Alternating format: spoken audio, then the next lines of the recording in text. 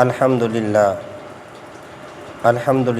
وحدہ والصلاة والسلام علی من لا نبی بعدہ اما بعد فاعوذ باللہ من الشیطان الرجیم بسم اللہ الرحمن الرحیم وقولہم انا قتلنا المسیح عیسی ابن مریم رسول اللہ وما قتلوہ وما صلبوہ ولکن شبہ لہم وَإِنَّ الَّذِينَ اخْتَلَفُوا فِيهِ لَفِي شَكٍّ مِّنْهُ مَا لَهُمْ بِهِ مِنْ عِلْمٍ إِلَّا اتِّبَاعَ الظَّنِّ وَمَا قَتَلُوهُ يَقِينًا بَلْ رَفَعَهُ اللَّهُ إِلَيْهِ وَكَانَ اللَّهُ عَزِيزًا حَكِيمًا وَإِن مِّنْ أَهْلِ الْكِتَابِ إِلَّا لَيُؤْمِنَنَّ بِهِ قَبْلَ مَوْتِهِ وَيَوْمَ الْقِيَامَةِ يَكُونُ عَلَيْهِمْ شَهِيدًا وقال تعالى في مقام آخر ما كان محمد أبا أحد من رجالكم ولكن رسول الله وخاتم النبيين وكان الله بكل شيء عليما صدق اللہ العظیم۔ حضرات محترم، آج کے اس درس کی وساطت سے چند باتیں آپ حضرات کے گوش گزار کرنی ہے۔ آپ حضرات سے امید ہے کہ آپ پوری دل جمی کے ساتھ اور جتنا وقت بات ہوگی آپ حضرات بیٹھیں گے۔ انشاءاللہ بات مختصر ہوگی، اور اگر کسی بات کی سمجھ آئے تو اپنی بیداری کا ثبوت دیں، اور اگر کوئی سوال پیدا ہو تو آپ اینڈ پہ سوال بھی کر سکتے ہیں۔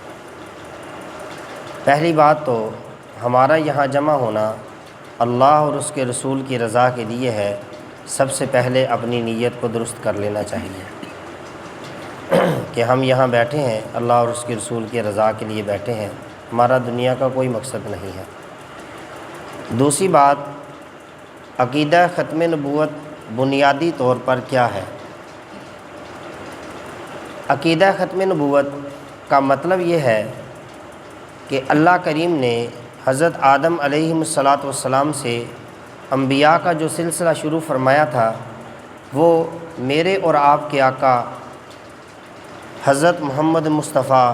احمد مجتبیٰ صلی اللہ علیہ وسلم کی ذات گرامی پر مکمل فرما دیا، اور آپ کو تمام انبیاء کے آخر پر بھیج کر آخری نبوت کا تاج پہنا دیا۔ لہٰذا آپ نبیوں میں سب سے آخری نبی ہیں، آپ کی کتاب سب سے آخری کتاب ہے، آپ کی امت سب سے آخری امت ہے۔ آپ کے بعد قیامت تک کوئی نیا نبی کسی بھی طرز کا نہیں آ سکتا۔ اس پر قرآن کریم کی تقریباً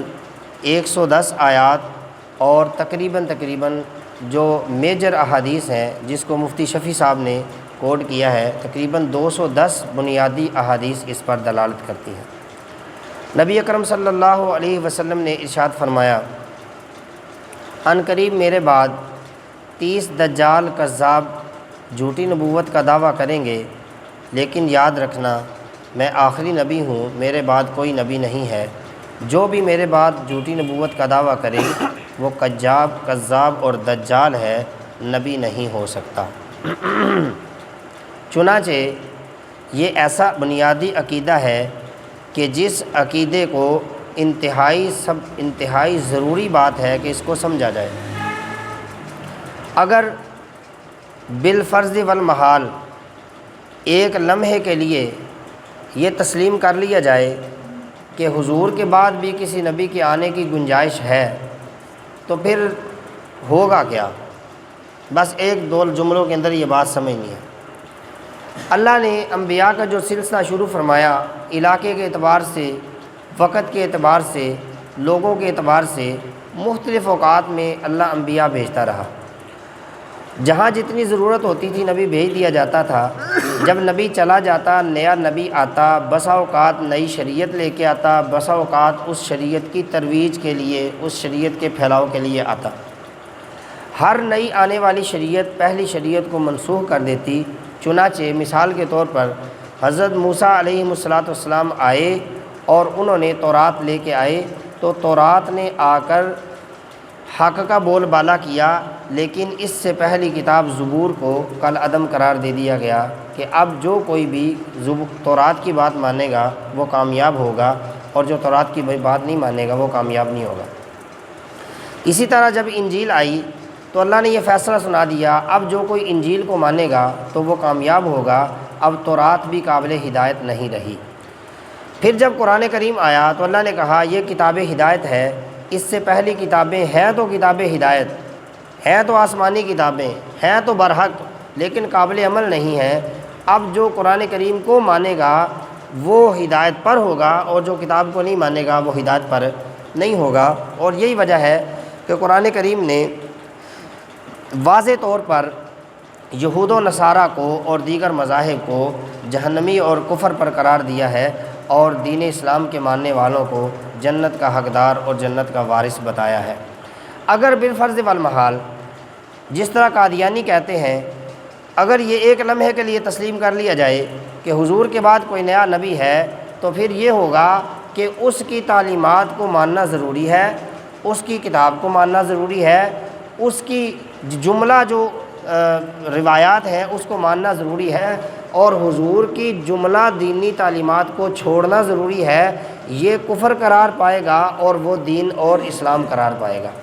بات سمجھے کہ نہیں ہے؟ اور یہی مرزا غلام احمد قادیانی نے مختلف جگہوں پر دعویٰ کیا ہے کہ میں چونکہ رسول ہوں اور پیغمبر ہوں، اور مسلمانوں کو دھوکہ دینے کے لیے اگرچہ اس نے یہ بھی ڈگونسلہ کھڑا ہے کہ مجھے حضور سرور کائنات صلی اللہ علیہ وسلم نے نبی بنا کر بھیجا ہے، آپ کی مہر سے میں نبی بنا ہوں، لیکن ساتھ یہ کہتا ہے کہ جو کوئی بھی میری بات قبول نہیں کرتا تو وہ کفر پر ہے اور عین اسلام قادیانیت ہے۔ گویا کہ اس نے اپنی خود ساختہ کتاب تذکرہ کو قرآن کریم کے مقابلے کے اندر کتاب ہدایت قرار دیا، اور قرآن کریم کو کالعدم قرار دیا۔ نبی اکرم صلی اللہ علیہ وسلم کی احادیث مبارکہ کو کالعدم قرار دیا، اور اپنی جھوٹی افواہوں اور بکواسات کو اس نے حدیث کا درجہ دیا۔ نبی اکرم صلی اللہ علیہ وسلم کے پیارے یار، پروانے اور جان نثاروں صحابہ کو اس نے جھوٹا قرار دیا اور کالعدم قرار دیا، اور اپنے خوشامدیوں کو اس نے صحابہ کا درجہ دیا، اور بہت ساری ایسی باتیں ہیں کہ جو پھر اس کا نتیجہ ثابت ہوں گی۔ لہٰذا یہ تو بالکل دو ٹوک روز روشن کی طرح واضح ہے کہ اللہ کے حبیب صلی اللہ علیہ وسلم نے فرما دیا میں آخری نبی ہوں اور میرے بعد کوئی نبی نہیں آئے گا۔ تو ختم نبوت کا مطلب یہ ہے کہ عقیدہ ختم نبوت ہمیں یہ بتاتا ہے کہ حضور اس کائنات میں قیامت کی صبح تک کے لیے آخری پیغمبر ہیں۔ جو کوئی بھی حضور کو آخری پیغمبر نہیں مانے گا وہ دائرہ اسلام سے خارج ہوگا۔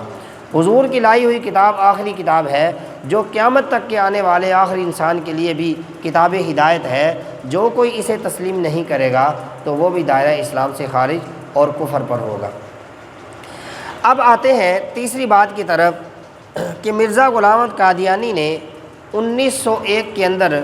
جب انگریز کا شور شورا تھا اور اس وقت مسلمان آزادی کی جنگ لڑ رہے تھے اور نہایت مشکلات کے اندر زندگی گزار رہے تھے، اس موقع پر انگریز نے اپنا خودکاشتہ پودا بھیجا، اور جس نے اسلام کی جڑیں کاٹنے کے لیے راستہ ہموار کرنا شروع کیا۔ لیکن کروڑوں رحمتیں ہوں، کروڑوں برکتیں ہوں، کروڑوں سلامیاں ہوں ان لوگوں پر جنہوں نے اپنے جگر کا خون دے کر اس کا مقابلہ کیا اور اسلام کے درخت کو ہلنے تک بھی نہیں دیا۔ اور الحمدللہ آج بھی ایسے پروانے مستانے دین اسلام سے محبت کرنے والے، حضور کے ساتھ محبت رکھنے والے، حضور کی تعلیمات کے ساتھ محبت رکھنے والے، قرآن کو سینے سے لگانے سجانے اور بٹھانے والے آج بھی ایسے پروانے موجود ہیں جو قیامت کی صبح تک جو درجہ بدرجہ اپنی زندگی کے اندر خدمت کرتے چلے جائیں گے، اور انشاءاللہ یہ سلسلہ یوں ہی چلتا رہے گا، اور کسی کو بھی حضور کی ختم نبوت پر ڈاکہ ڈالنے کی اجازت نہیں دی جائے گی۔ مرزا غلام احمد قادیانی نے چونکہ پہلے تو یہ عام مسلمانوں کی طرح ایک فرد واحد مسلمان تھا، لیکن اس نے آہستہ آہستہ مختلف قسم کے دعوے کرنا شروع کیے۔ میں تفصیل میں نہیں جاؤں گا، بس ایک دو باتیں آپ سے عرض کرنی ہیں۔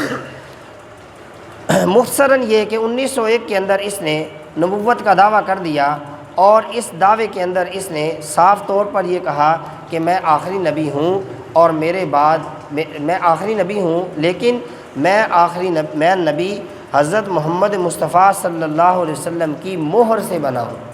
گویا کہ حضور نے مجھے مہر لگائی ہے تو میں نبی بن گیا ہوں۔ حالانکہ ایسی کسی بات کی تصدیق نہ قرآن کریم سے ہوتی ہے نہ ہی حدیث مقدسہ سے ہوتی ہے، بلکہ واضح طور پر آیات و حدیث یہ بتاتی ہیں کہ حضور نے اعلان فرمایا انا خاتم النبیین لا نبی بعدی، میں آخری نبی ہوں، میرے بعد کوئی نبی نہیں آئے گا، وانتم آخر الامم، میں آخری نبی ہوں اور تم آخری امت ہو، میرے بعد کوئی نبی نہیں تو تمہارے بعد کوئی امت بھی نہیں ہے۔ مرزا غلام احمد قادیانی نے بعض دعوے بڑے تمسخرانہ بھی کیے ہیں، ٹھیک ہے، اور عجیب و غریب قسم کے دعوے کیے۔ تقریباً ان دعووں کا جو اس کا دورانیہ بنتا ہے 4 سے 5 سال کا دعویٰ بنتا ہے، جس میں اس نے ابتدائی طور پر مسلح ہونے کا دعویٰ کیا، پھر بعد کے اندر اس نے یہ دیکھا کہ مسلمان جو ہیں ان کے کچھ ایسے نظریات ہیں جن پر پوری امت کاربند ہے، ساری کی ساری امت ان کو مانتی ہے، اپنے فروعی اختلافات کو چھوڑ کر، ٹھیک ہے، کچھ ایسے جو ہیں وہ متفقن علیہ چیزیں ہیں کہ جس پر یہ ساری امت جو ہے وہ متفق ہے، تو کیوں نہ اس سے فائدہ اٹھایا جائے۔ چنانچہ مرزا نے 2 ایسے دعوے کیے جن کو میں آج تھوڑی تفصیل کے ساتھ بیان کروں گا، جس میں اس نے ایک دیکھا کہ مسلمانوں کا یہ نظریہ اور عقیدہ ہے، نبی اکرم صلی اللہ علیہ وسلم نے فرمایا کہ قرب قیامت اللہ کریم مسلمانوں کی ہدایت و رہنمائی کے لیے کچھ لوگ پیدا فرمائیں گے، جس میں امام مہدی ہوں گے۔ امام مہدی مسلمانوں کے اندر سے پیدا ہوں گے اور ان کی کچھ حضور نے تصریحات فرمائیں، ان کی کچھ علامتیں بتائیں، اور یہ چیزیں بتانے کے بعد فرمایا یہ مہدی آئیں گے اور یہ مہدی امت کی رہنمائی کریں گے۔ دوسری اہم شخصیت جن کے بارے میں قرآن کریم کی میں نے یہ آیات آپ کے سامنے پڑھی ہیں، 6 پارہ ہے، بلکہ پہلا رکوع ہے، جس کے اندر اللہ فرماتے ہیں عیسائیوں کا یہ نظریہ کہ ہم نے جو ہمارے جو پیغمبر ہے حضرت عیسیٰ یہ مقتول ہو گئے، یہودی کہتے ہیں ہم نے ان کو قتل کر دیا، اللہ کہتے ہیں ان کو قتل نہیں کیا گیا بلکہ ان کو شبہ ڈال دیا گیا اور ہم نے ان کو آسمانوں پر زندہ اٹھا لیا، اور ہوگا یہ کہ قرب قیامت حضرت عیسیٰ دوبارہ نازل ہوں گے اور امت کی رہبری کریں گے۔ 2 بنیادی نظریے سمجھ آ گئے، ایک امام مہدی کا ظہور جو امت کی رہنمائی کریں گے، اور دوسرا حضرت عیسیٰ علیہ السلام کا آسمانوں سے نزول جو امت کی رہبری کریں گے۔ مرزا غلام احمد قادیانی نے مسلمانوں کے اس 2 متفقن علیہ عقائد سے اپنا سپورٹ حاصل کرنا چاہا، اور پہلے اس نے یہ دعویٰ کیا کہ میں مہدی ہوں، میں مہدی ہوں۔ چنانچہ امت نے اسے پکڑا، علماء نے پکڑا اور کہا کہ بے وقوف آدمی، تو مہدی کیسے ہو سکتا ہے؟ کہ مہدی کے بارے میں تو نبی اکرم صلی اللہ علیہ وسلم نے ارشاد فرمایا کہ اس کا نام میرے نام پر ہوگا اور اس کی والدہ کا نام بھی میری والدہ کے نام پر ہوگا، یعنی یہ پہچان ہوگی اس کی۔ تو بتا، تیرا نام تو محمد نہیں ہے، تیرا نام تو احمد ہے، اور تیری والدہ کا نام آمینہ بھی نہیں ہے، تو کیسے مہدی ہو گیا؟ دوسری انہوں نے پکڑ کی کہ امام مہدی تو وہ ہوں گے جن کو بیت اللہ کا طواف کرتے ہوئے پہچانا جائے گا، لوگ ان کو پہچانیں گے اور ان سے گزارش کریں گے کہ آپ ہی امام مہدی ہیں، آپ امت کی رہبری فرمائیں، اس وقت امت انتہائی مشکلات کے اندر ہے۔ چنانچہ امام مہدی وہاں سے انکار کر دیں گے اور اپنا بچا کر کے وہاں سے چلے جائیں گے اور لوگوں کی بات پر نہیں رکیں گے، لیکن لوگ ان کے مسلسل پیچھے رہیں گے، اور پھر وہ مکے سے مدینے جائیں گے اور مدینے پہنچ کر امام مہدی جو ہے وہ مان لیں گے بات اور کہیں گے ٹھیک ہے میں آپ کی بات تسلیم کرتا ہوں اور امت کی رہبری کے لیے تیار ہوں۔ چنانچہ علماء نے کہا اے مرزا غلام احمد قادیانی، تو خود کو مہدی کہتا ہے، تو پیغمبر صلی اللہ علیہ وسلم نے تو فرمایا ہے کہ مہدی مکے کے اندر پہچانے جائیں گے اور مدینے میں جا کے امت کی رہبری کے لیے تیار ہوں گے، جبکہ تو ایسا کانا دجال ہے کہ جسے اپنی زندگی کے اندر نہ مکہ جانا نصیب ہوا نہ مدینہ جانا نصیب ہوا۔ اب جو مکے مدینے گیا ہی نہیں وہ مہدی کیسے ہو سکتا ہے؟ بات سمجھ آئی نہیں؟ تو لہٰذا اس کا یہ دعویٰ نہیں چلا اور اس کا دعویٰ یہ جھوٹا ہوا۔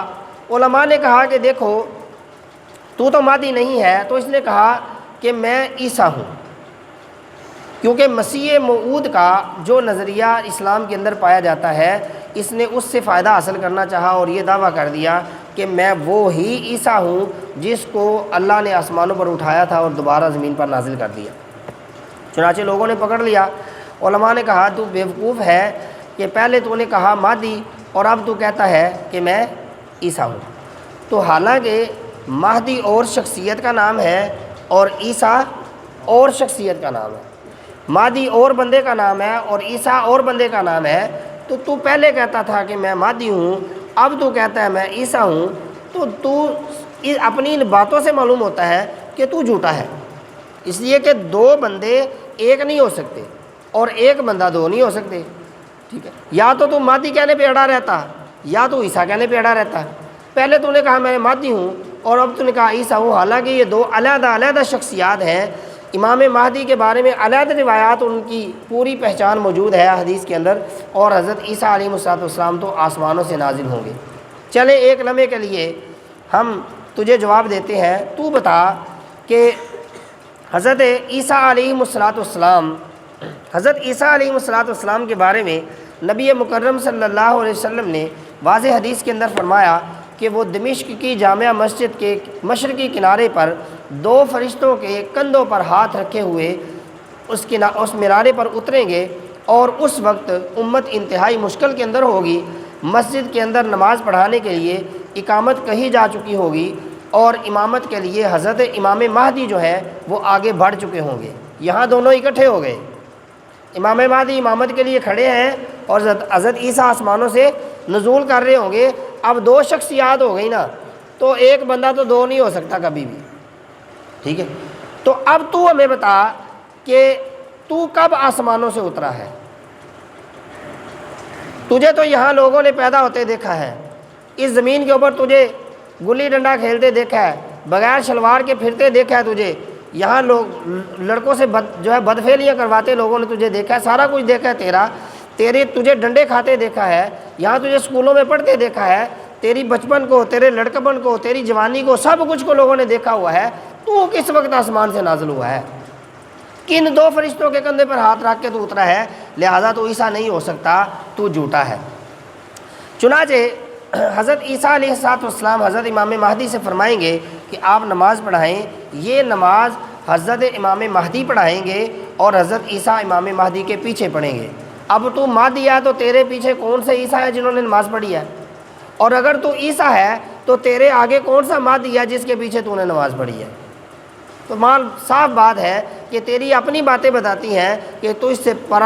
جو ہے بڑا دوگلا اور بڑا جھوٹا دنیا کے اندر ہو نہیں سکتا۔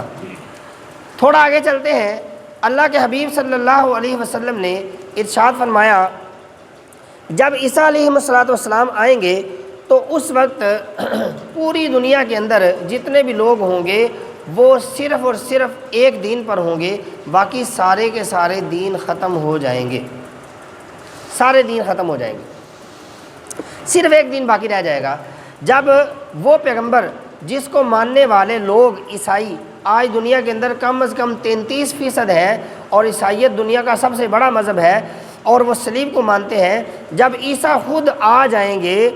اور اس صلیب کو پکڑیں گے، اپنے ہاتھ سے توڑیں گے اور لوگوں کو کہیں گے کہ صلیب کے اوپر یقین چھوڑو، میں بھی محمد رسول اللہ صلی اللہ علیہ وسلم کا کلمہ پڑھتا ہوں، تم بھی سب ان کا کلمہ پڑھ دو، لہٰذا جو ماننے والے ہوں گے وہ کلمہ پڑھ لیں گے اور جو نہ ماننے والے ہوں گے وہ جنگ و جدل کا شکار ہو کر دنیا سے ناپید اور ختم ہو جائیں گے۔ اے مرزا غلام احمد قادیانی، تو بتا تو نے کون سی صلیب کو توڑا ہے؟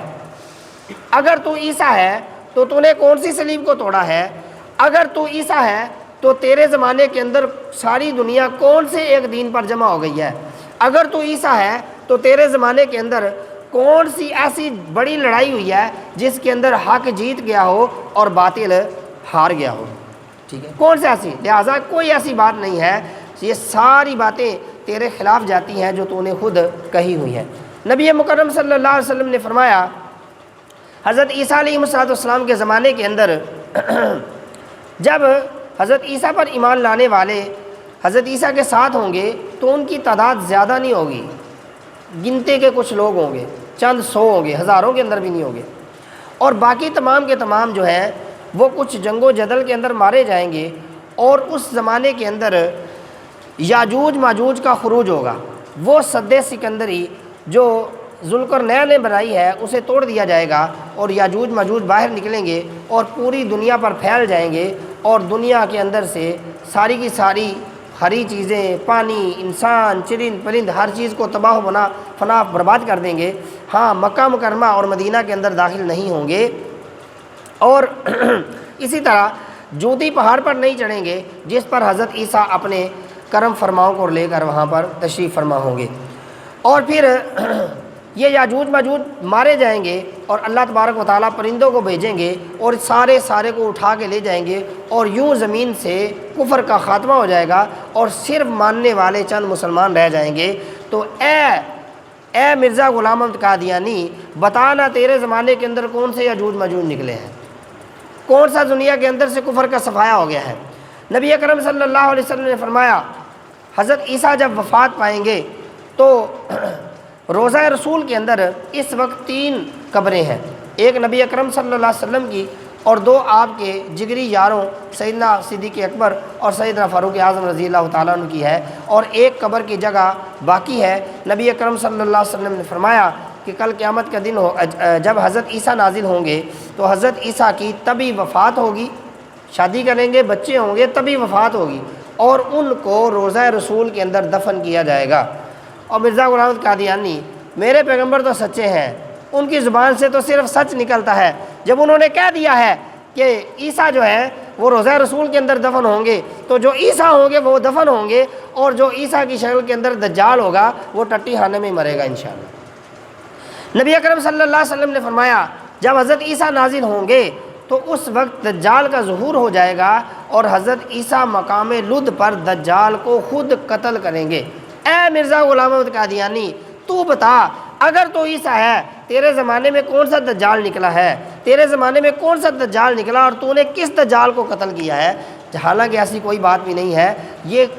چند ایک شواہد میں نے آپ کے سامنے پیش کیے ہیں، اس کے صرف 2 دعووں اور 2 نظریوں سے، کہ جن کے اندر سے وہ قدم قدم پر جھوٹا ثابت ہو رہا ہے، قدم قدم پر دجال ثابت ہو رہا ہے، کہ اس بیچارے کو ایسی مار پڑی، ایسا اس کا دماغ خراب ہوا کہ اسے سمجھ ہی نہیں آئی میں نے کیا کہنا ہے اور کیا نہیں۔ اصل مسئلہ ہوتا ہے پرچی کا، اسے بھی پیچھے سے پرچیاں ہی آتی تھی نا، جو پرچی آتی تھی وہ پڑھ دیتا تھا، پتہ ہی نہیں ہوتا تھا میں کیا کہہ رہا ہوں کیا نہیں کہہ رہا۔ تو اللہ تبارک و تعالیٰ نے اسے دنیا کے اندر ہی ذلیل و خوار کیا، اور اسے ساری دنیا کے سامنے نشان عبرت بنا دیا، اور انشاءاللہ وہ بنتا رہے گا۔ لیکن اس سب کے باوجود کہ اس کے یہ دعوے موجود ہیں، اس کے خود ساختہ نظریات موجود ہیں، اس کے خود ساختہ بکواسات موجود ہیں، اور آپ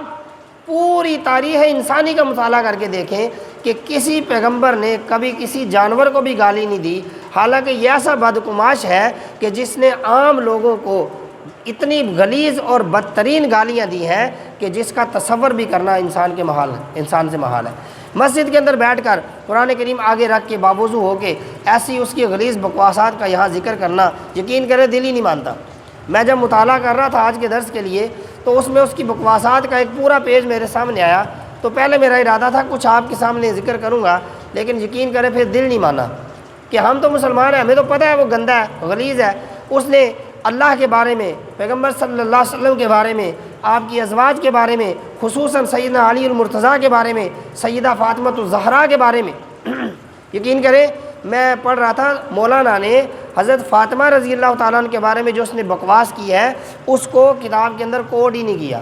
لکھا ہی نہیں، فرمایا کہ وہ مجھ سے لکھا نہیں گیا، اتنے گندے اس نے جملے لکھے ہیں، اگر کوئی بندہ تحقیق کرنا چاہتا ہے تو یہ اس کی کتاب کا حوالہ ہے، وہاں سے پڑھ لے، مجھ سے نہیں لکھا جا سکتا کہ جو اس نے حضرت فاطمہ کے بارے میں غلیظ بکواسات کی ہے۔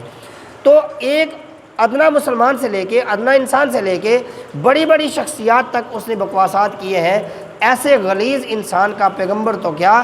ایک عام اور شریف انسان ہونا بھی ثابت نہیں ہوتا،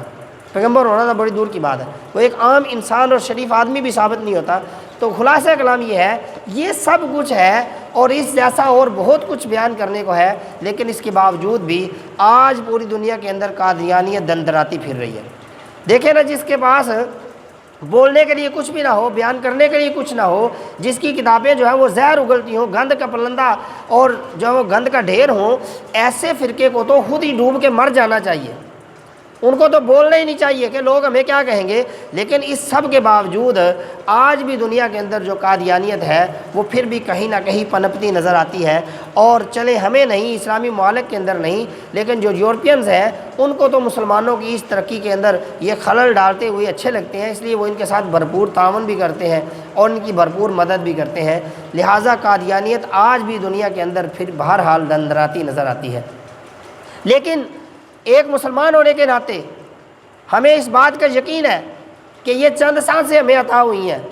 چند منٹ کی زندگی ہے، چند سالوں کی زندگی ہے، اور ہم نے ختم ہو جانا ہے۔ ایک وقت آئے گا جب ہماری جان نکل رہی ہوگی اور ہماری آنکھیں بند ہو رہی ہوں گی، ہماری زبان جو ہے وہ تھر تھرا رہی ہوگی، جسم کانپ رہا ہوگا، گردن ٹیڑھی ہو رہی ہوگی، ہماری جان جانے آفرین کے سپرد ہو جائے گی، اٹھا کے مٹی کے اندر ڈال دیا جائے گا، منو مٹی ڈال دی جائے گی، کل قیامت کے دن اٹھائے جائیں گے، اللہ کا دربار ہوگا، اور اللہ اپنے جلال کے اندر اپنی قہار والی صفت کے اندر جلوہ فروز ہوگا۔ اس وقت سارے لوگ تھر تھر کانپ رہے ہوں گے، اور اس وقت ساری کے ساری دنیا کے سارے لوگوں کی نبی مکرم صلی اللہ علیہ وسلم کی طرف آنکھیں لگی ہوں گی۔ اے حبیب کبریا، آپ شفاعت فرما دیجئے، آپ سفارش فرما دیجئے۔ اگر اس وقت نبی اکرم صلی اللہ علیہ وسلم نے ہم سے پوچھ لیا، اے میرے امتیو، نام تو میرا لیتے تھے، میرے نام کے اوپر لوگوں سے چندے لیتے تھے، لوگوں سے داد وصول کرتے تھے، مسلمان ہونے کا ڈھونگ رچایا تھا، جب میری ختم نبوت میں ڈاکہ ڈالا جا رہا تھا،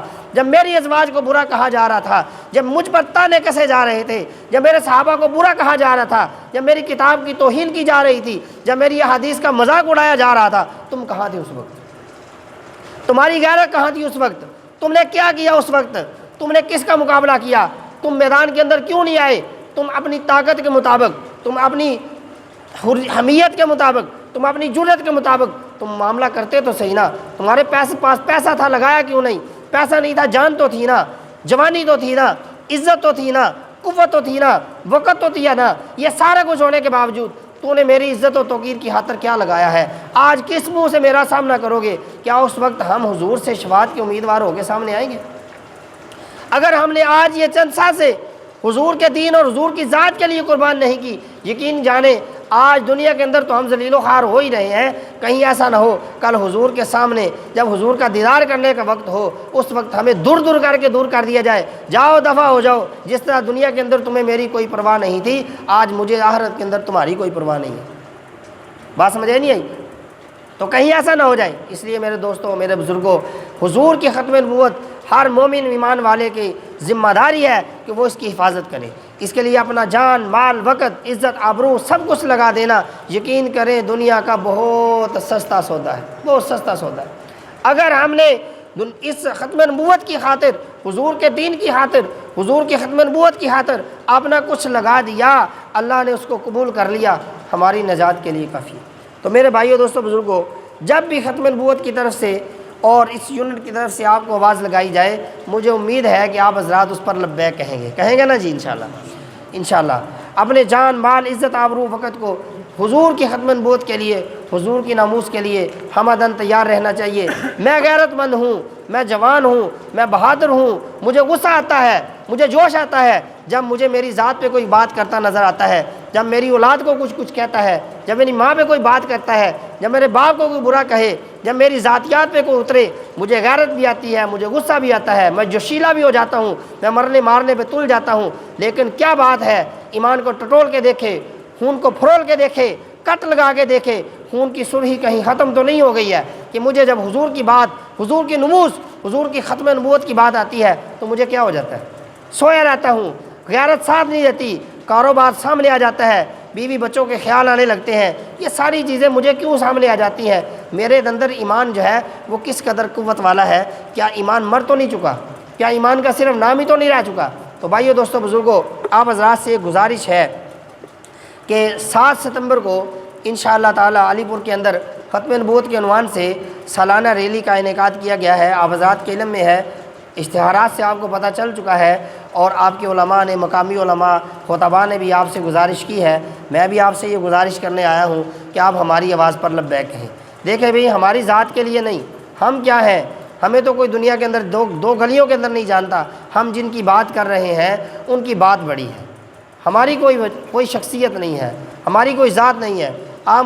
مجھے کچھ بھی نام دے دیں، کچھ بھی کہہ دیں، یقین کریں مجھے میری ذات میں کوئی فرق نہیں پڑے گا، لیکن میں جن کی بات کرنے آیا ہوں وہ بڑی